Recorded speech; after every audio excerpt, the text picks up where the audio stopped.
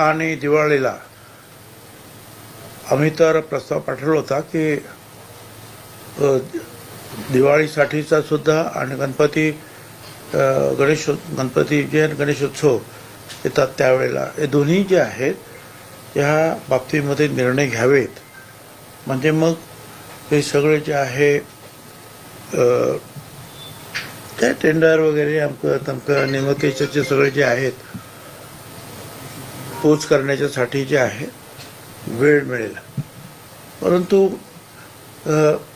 फायनान्सने जे काय या वेळेला त्यांनी सांगितलं काही शक्य होत नाही. त्यामुळे त्यांनी गणपतीला सुद्धा दिले नाहीत. आणि मग दिवाळीसुद्धा मी त्याच्यातच म्हटलं होतं कारण गणपती झाले की दिवाळी ताबडतोब फार लवकर येते आहे. त्यामुळे दोन्हीचा आपण एकत्रित निर्णय घ्यायला पाहिजे आहे. आणि साधारणपणे त्याला खर्च येतो म्हणजे एक 450-500 कोटी रुपये, परंतु त्यातले 100 रुपये आपण घेतो परत त्यांच्याकडून प्रत्येकाकडून.